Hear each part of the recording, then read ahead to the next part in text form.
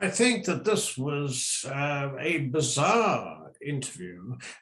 One looks, for example, to two aspects of it. It's 6,500 words, so it's extremely long. The first one is that Meghan actually states in it, or is quoted as stating in it, that Harry told her he'd lost his father, implying that he and Charles had an irretrievable rift owing to the problems they'd experienced as senior working members of the royal family. Subsequently, there has been some form of rowing back from that, and it appears that she was referring to the rift with her own father and was afraid that this might happen to Harry. But nonetheless, that is a very serious mistake to appear in the article, and that's extraordinary. The second thing is, I can't help feeling that they're not either if they're receiving advice, they're receiving bad advice.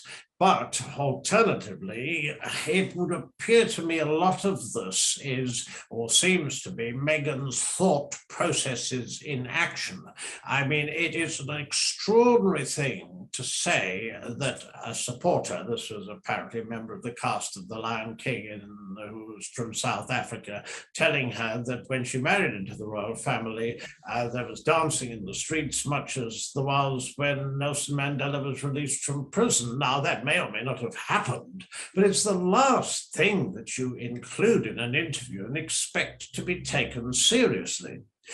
The other problem, and this is very much, I see this, the interview very much as a form of a threat.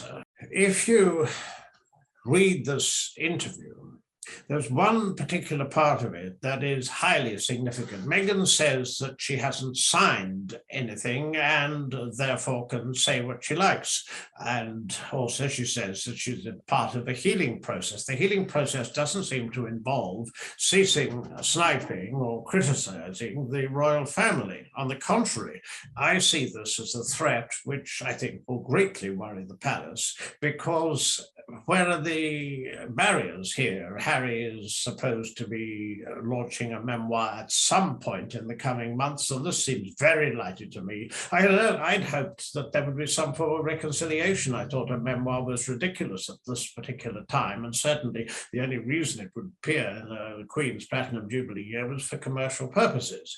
But there's no doubt that from this interview, it's perfectly clear that Meghan sees herself as a victim. She sees discrimination and extremely horrible forms of discrimination. And also she sees apparently her, say, teaching Archie manners, but the problem with manners is that they don't seem to apply to criticism of an institution which is the world's most high profile, and the monarchy can't easily hit back. Therefore, comments such as that there were other members of the royal family who had the half-in, half-out job that Harry and Meghan wanted, it's not specified who they are, and that will, for example, remain a mystery. There's no doubt at all that she sees herself the victim of a vicious campaign by the press.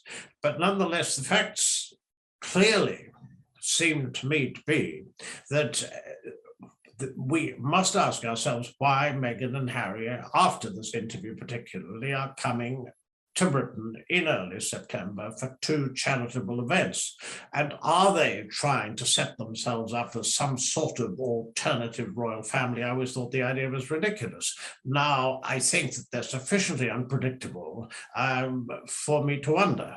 It would appear that the Queen will be in Balmoral when she will receive the new Prime Minister, but whether or not Meghan and Harry will be traveling there, I would have thought after this interview, it's highly unlikely. After all, it contains the phrase that simply by existing, that they were some form of threat to the established hierarchy. Now, if that is what you think, then you are, in a sense, surrounded by enemies in the royal household. At least that is the way you are perceiving things. And if that is the case, Who knows what will come out in the future? Who knows what will appear on Netflix or Spotify? None of us do. And one of the problems is, and this interview absolutely sets the seal on the fact that the Sussexes are totally unpredictable. And in any world, that's dangerous. I think it's absolutely impossible to say whether the Sussexes are getting advice, whether they're asking for advice, or whether some of the interview, and if you read it, it would appear that parts of it do seem to be part of what Meghan says is part of a thought process. She certainly sees herself as someone who can help others. And there's no doubt that came across in the Spotify podcast with Serena Williams. Some of it was rather enjoyable. It seems to have gone to #1, and this clearly shows that they've got global pull. What is not clear, and this is what will worry the royal family, is precisely what they want so far as the future is concerned, because what made sense was the reconciliation. If the Sussexes, as they do, see themselves as philanthropists, it doesn't make sense that they practically no family members who they get on with. And so far as the royal family are concerned, clearly they don't want a ceaseless flow of criticism, but they may very well get it. I think that they're aiming for the public in the United States. We know their poll ratings in Britain plummeted. Also, their relationship with the press, particularly the tabloids, are terrible, and that's been the case for a long time. That makes it all the more strange that they are visiting Britain for 2 charitable events. Why don't they do the charitable events and cut out the unnecessary and rather extraordinary criticism?